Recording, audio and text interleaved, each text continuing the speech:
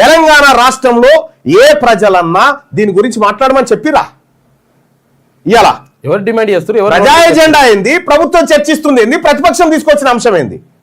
మీరు మేనిఫెస్టో పెట్టిన మేము తెలంగాణ రాజ్యాధికార పార్టీగా డిమాండ్ చేస్తా ఉన్నాము, ఈ దొంగ నాటకాలు ఆపండి. మీ అసలైన 42% రిజర్వేషన్ సంగతి ఏందో తేల్చండి. ప్రభుత్వం విఫలమైంది, ముఖ్యమంత్రి రేవంత్ రెడ్డి గారు రాజీనామా చేయండి. విఫలమైనందుకు ఇవి కదా తేలాల్సినవి. ఆ విషయం ప్రతిపక్షం అడుగుతలేదు, అధికార పక్షం అటు బీఆర్ఎస్ అడగది, ఇటు వీళ్ళు చెప్పారు. వీళ్ళిద్దరు కలిసి దొంగలు ఊర్లు పంచుకున్నట్టుగా నదులు పంచుకుని వీళ్ళిద్దరు కలిసి.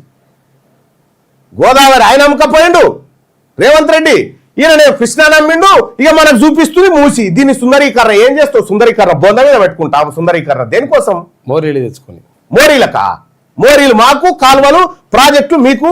మీ ఇదా కథ తెలంగాణ రాష్ట్రంలో? ఏం మాట్లాడతారా? మరి శాసన మండలిలో కూడా ఈ చర్చకు అవకాశం ఇస్తారా? నేను మాట్లాడతా. ఉంటారా ముఖ్యమంత్రి గారు అందులో సభలో? ఉండురు, మీ నీళ్ళ మంత్రి మీరు ఉండురు, నేను కూడా మాట్లాడతా. పవర్ పాయింట్ ప్రజెంటేషన్ చేస్తా ఉన్నారు, మా కాడికి వచ్చే అవకాశం లేదు. నేనేమో ఆ మండల్లో ఉన్నా, అదేమో జరిగే చర్చ అసెంబ్లీలో. ఏ రైతాంగాన్ని మీరు ఉద్ధరిస్తా ఉన్నారు? ఏ రైతాంగాన్ని బాగు చేస్తా ఉన్నారు?